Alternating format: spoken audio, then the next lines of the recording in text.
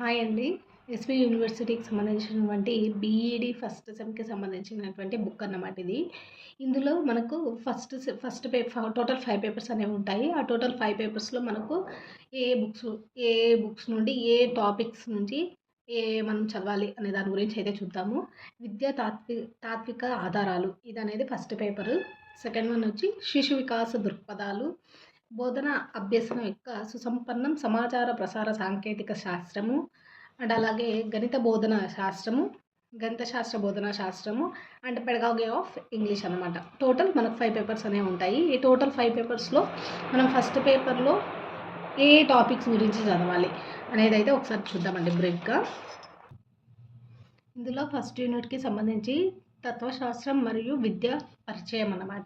ఓకేనా. ఫస్ట్ యూనిట్లో తత్వశాస్త్రం గురించి ఇంకా దాని యొక్క అందులోనే విద్య యొక్క పరిచయం గురించి చూస్తామన్నమాట. ఓకేనా అండి. ఇందులో ఫస్ట్ మనకి ఏముంది చూద్దాం ఒకసారి.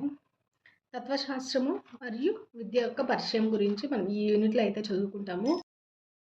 తత్వశాస్త్రం ఫస్ట్ సబ్ టాపిక్ ఏంటంటే తత్వశాస్త్రం మరియు దాని యొక్క అర్థము నిర్వచనం అనమాట. ఓకేనా. తత్వశాస్త్రం గురించి ఇంట్రొడక్షన్ అయితే మనకి ఇచ్చారు, ఇక్కడ చూద్దామండి. తత్వశాస్త్రం అతి ప్రాచీనమైనటువంటి శాస్త్రం, ఎంతో ఆసక్తికరమైనటువంటి జ్ఞానంకు కూడా సంబంధించింది. తత్వశాస్త్రంకు కూడా సరైనటువంటి ఖచ్చితమైనటువంటి నిర్దిష్టమైనది అందరూ కూడా అంగీకరించినటువంటి నిర్వచనాన్ని ఇవ్వడం అయితే కష్టం. ఎందుచేతనంటే బుర్ర కొద్ది బుద్ధి అన్నట్లు ఒక్కొక్క తత్వవేత్త ఒక్కొక్క రకంగా కూడా తత్వశాస్త్రాన్ని కూడా నిర్వచనం అనేది కూడా ఇవ్వడం జరిగింది.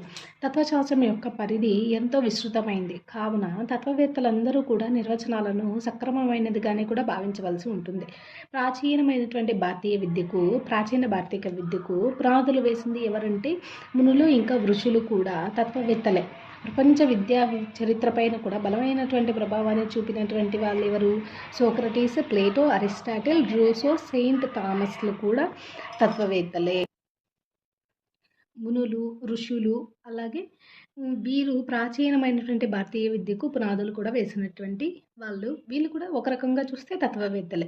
అలాగే ప్రపంచ విద్యా చరిత్ర పైన కూడా బలమైనటువంటి ప్రభావాన్ని చూపినటువంటి సోక్రటీస్ కావచ్చు, ప్లేటో, అరిస్టాటిల్, రూసో, సెయింట్ థామస్లు కూడా తత్వవేత్తలే అన్నమాట. ఆధునికమైనటువంటి భారతీయ తత్వాన్ని కూడా ప్రభావితం కూడా చేసినటువంటి మహానుభావులు ఎవరంటే మహాత్మా గాంధీ, వివేకానందుడు, అరవింద్ ఘోష్, రవీంద్రనాథ్ ఠాగూర్, సర్వేపల్లి రాధాకృష్ణన్, గిజుబాయ్ వీళ్ళందరూ కూడా భారతీయ విద్య పైన కూడా ఎంతగానో ప్రభావితం అనేది చేశారు.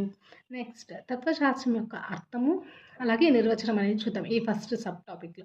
తత్వశాస్త్రం అనేటువంటి పదము 2 సంస్కృత పదాలైనటువంటి తత్ ఇంకా త్వం అనేటువంటి 2 పదాల నుంచి కూడా ఉద్భవించింది. తత్ అంటే దానిని అని, త్వం అంటే నీవు అని అర్థం. దీనిని బట్టి తత్వశాస్త్రం అంటే నిన్ను నీవు తెలుసుకోవటం. తత్వశాస్త్రం అంటే నిన్ను నీవు తెలుసుకోవటం. అలాగే తత్వశాస్త్రం అంటే రహస్యం అనేటువంటి అర్థం కూడా వాడుకలో ఉందన్నమాట. అంటే దీని ప్రకారం రహస్యం అనే దాని ప్రకారం ఏంటి తత్వశాస్త్రం యొక్క అర్థం అని చూసినట్లయితే విశ్వంలో ఉన్నటువంటి రహస్యాలను తెలుసుకోవడానికి ఉపయోగపడేటువంటి శాస్త్రం ఏది అంటే తత్వశాస్త్రం అన్నమాట. రహస్యం అనేటువంటి అర్థం ఉంది అని చెప్పారు కదా, దాన్ని బట్టి దీని యొక్క ప్రధానమైనటువంటి అర్థం ఏమొస్తుంది, ఏమి నిర్వచించారు అంటే ఇక్కడ విశ్వంలో ఉన్నటువంటి రహస్యాలన్నింటినీ కూడా తెలుసుకోవడానికి ఉపయోగపడేటువంటి శాస్త్రం ఏది అంటే తత్వశాస్త్రము. నెక్స్ట్ భారతీయ తత్వశాస్త్రంలో ఉన్నటువంటి వేదాలు, ఉపనిషత్తులు, రామాయణ మహాభారతాలు, బౌద్ధ జైన స్థాపకులు, బుద్ధుడు, మహావీరుడు, సిక్కు మత గురువులైనటువంటి గురునానక్ ప్రతిపాదించినటువంటి అంశాలన్నీ కూడా ఉంటాయన్నమాట ఇందులో. అర్థమైందండి. ఇక్కడ తత్వశాస్త్రం అనేది ప్రధానంగా 2 సంస్కృత పదాల నుంచి కూడా ఉద్భవించింది. తత్ ఇంకా త్వం అనేటువంటి పదాల నుండి. తత్ అంటే దానిని అని, త్వం అంటే నీవు అనే అర్థం అన్నమాట. అలాగే తత్వశాస్త్రం అంటే సంస్కృత పదాల ఆధారంగా నిన్ను నీవు తెలుసుకోవడం అనే అర్థము.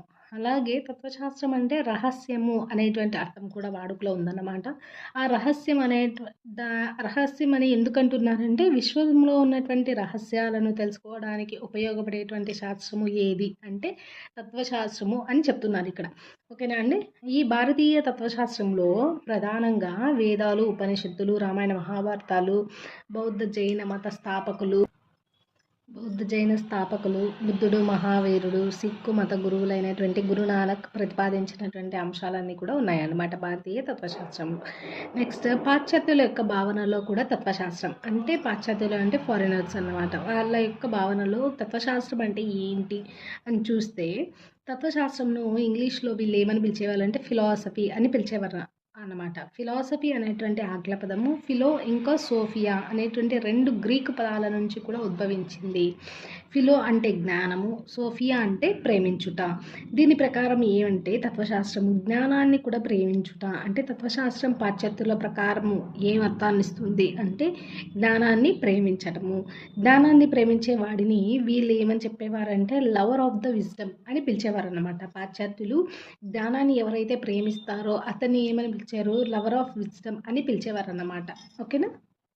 నెక్స్ట్ పాశ్చాత్య తత్వశాస్త్రవేత్తలైనటువంటి Thales, Pythagoras, Socrates, Plato, Aristotle తాత్వికమైనటువంటి ఆలోచనలకు కూడా శ్రీకారం చుట్టారు. వారి తర్వాత Kant, Hegel, Locke, Mill, Bacon, August Comenius, Jean Paul Kierkegaard, Rousseau, John Dewey లాంటి ఎందరో ప్రముఖులు రచనల్లో కూడా తత్వశాస్త్రాన్ని గురించినటువంటి సమగ్రంగా కూడా చర్చించారు. ఓకేనా. ఇది జస్ట్ వాళ్ళ పేర్లు. అలాగే తత్వశాస్త్రానికి కూడా కృషి చేసినటువంటి వ్యక్తులు ఎవరెవరు అనే దాని గురించి ఇక్కడైతే డేటా ఇచ్చారు. ఇదేమంతగా అవసరం లేదండి, కానీ నిర్వచనాలు అనేది మనం రాయాలి ఖచ్చితంగా. ఓకేనా. నిర్వచనాలను చూసుకున్నట్లయితే తత్వశాస్త్రంలో ఉన్నటువంటి ప్రధానమైనటువంటి నిర్వచనాలు అలాగే మోస్ట్ ఇంపార్టెంట్ నిర్వచనాలు అన్నమాట. ఓకేనా. తత్వశాస్త్రం గురించి ఇచ్చినటువంటి నిర్వచనాల్లో యథార్థమునకు సంబంధించినటువంటి స్వరూప సంబంధితమైనటువంటి తార్కికమైనటువంటి జ్ఞానమే తత్వశాస్త్రము అని చెప్పినటువంటి ప్రముఖులు ఎవరు అంటే సర్వేపల్లి రాధాకృష్ణన్ గారు. ఓకేనా. ఇతర శాస్త్రాలను కూడా వెలుగులోనికి తీసుకొని వచ్చేటువంటి దీపమే తత్వశాస్త్రము అని చెప్పింది ఎవరు? చాణక్యులు. విజ్ఞాన శాస్త్రాల యొక్క విజ్ఞానమే తత్వశాస్త్రము అని చెప్పింది ఎవరు? ఆగస్ట్ కొమేనియస్. ఓకేనా. జ్ఞానాన్ని కూడా విమర్శనాత్మకంగా అధ్యయనం కూడా చేసేది కూడా తత్వశాస్త్రము ఇమాన్యుయల్ కాంట్. వస్తువుల యొక్క శాశ్వతమైన నెక్స్ట్ అనేక శాస్త్రాల యొక్క సంయోగమే తత్వశాస్త్రము పాల్సన్.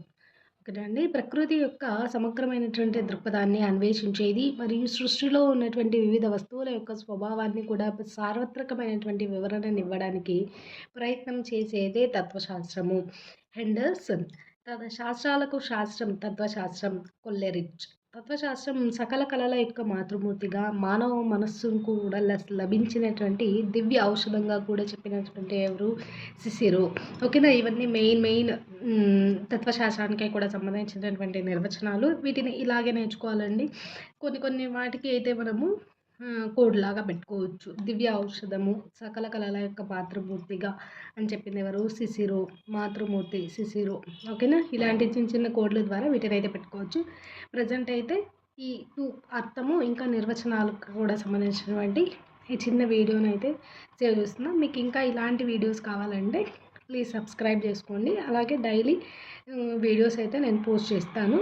ఇప్పుడు బీఈడీకి సంబంధించినటువంటి అన్ని పేపర్స్ని కానీ ప్రతిదీ కూడా మనము ఎక్స్ప్లెయిన్ చేసుకుంటూ నేర్చుకుంటూ వెళ్దాం. ఓకేనా అండి.